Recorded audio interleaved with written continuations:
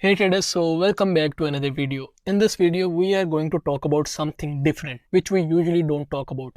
I'm going to talk about the yen pairs. Now, I know most of the traders today don't like to talk about the yen pairs because mostly they trade things like the Bitcoin or gold or the stocks or the major dollar crosses. But in this video, we are going to cover the yen for some major reasons. What if I tell you that this massive bullish trend in the yen process, this might come to an end soon, and with the proper market dynamics knowledge and proper macro knowledge, you can catch this shift in the trend and you can be ahead of the curve. Now, for my non-fundamental guys, non-macro guys, I will try to explain this thing one by one and step by step. So stay tuned in this video because this can be very beneficial opportunity for you and this can be a very educational video for you. So first of all, we have to see the overall longer term picture that what was happening in all these assets, all these pairs, all these currencies. So if we see the longer term picture, we can see that the CHF JPY, we were seeing a massive bullish trend in this pair, in this cross. Okay, now the question is why we were seeing this, but before that we will see some other assets too. Like if you see the GBP JPY, same thing on the GBP JPY too. If you see the Euro JPY, same thing on the Euro JPY too. And again, if we see the CAD JPY, same thing on the CAD JPY too. Now the question arises why this trend was being formed, why the yen was getting depreciated against all these currencies. The number one reason for this is the difference of interest rates. Now I'm going to explain this step by step. First of all, we have to understand how interest rates, they affect a currency's strength.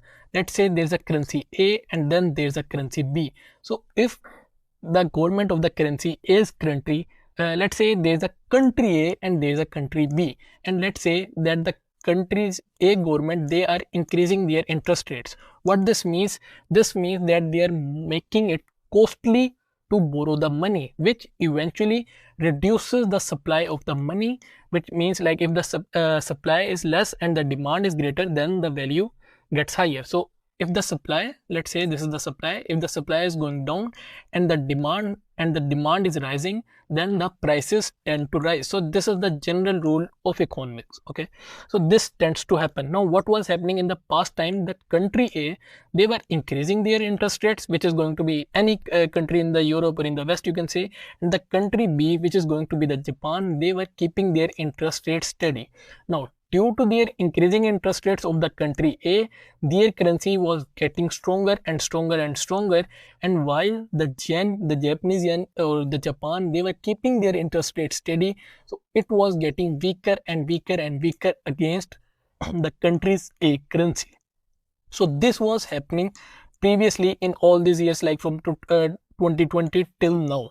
Now the picture is changing. What we are seeing now is that the other countries like the European Central Bank, let's say the European Central Bank, let's like take this as an example, the European Central Bank, they have started to cut their interest rates. What this means, they are making it less costly to borrow the money, which means they are increasing the supply of the money, which will eventually cause the euro to lose its value. Okay, and meanwhile, on the other side, if we go to the Japan and if we see the yen, or if we see the Japanese central bank, what they are doing, the Japanese central bank central bank, what they are doing, they have started to hike their interest rates. Okay, so that there is a total shift in the macro picture. The ECB, which were previously increasing their interest rates, now they are decreasing their interest rates. And the Japan central bank, what they were doing previously, they were keeping their interest rates steady, but what they are doing now, they have started to hike their interest rates. So the previous effect which was happening in the yen pairs, we were seeing the yen pairs getting depreciated, we were seeing the yen getting depreciated against all the other currencies. Now this trend can change due to this shift in the macro picture, and the yen can start to appreciate in the longer run. Now what this will cause in the markets, obviously if the yen is going to appreciate, let's say in the Euro JPY, let's take this as an example, if the yen is going to appreciate, it means against the euro, it means that euro will get weaker and weaker and weaker, and this can form a larger bearish trend in the major yen crosses.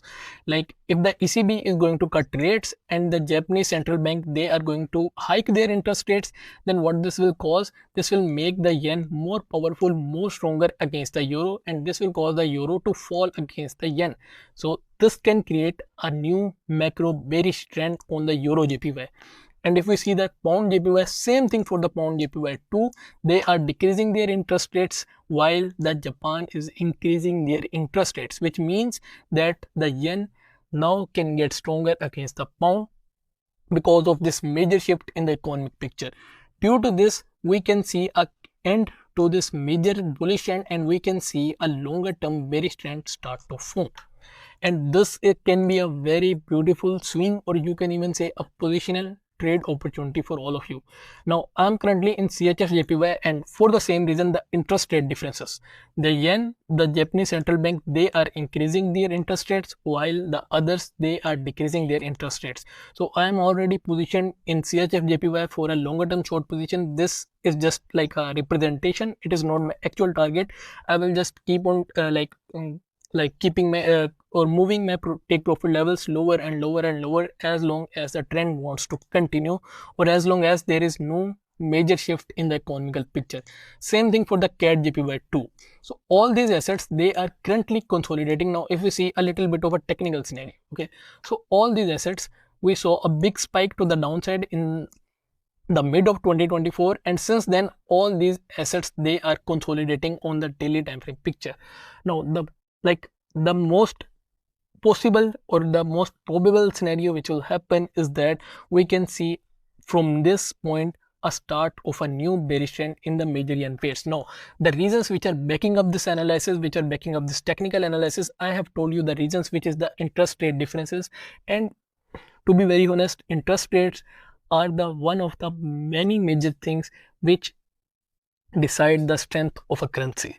So obviously if there are some interest rate differences, then it is going to majorly affect a currency strength. And now as we are seeing a major shift in the interest rate dynamics, we can get ahead of the curve and we can catch a massive bearish trend which may be formed in the coming weeks or the months.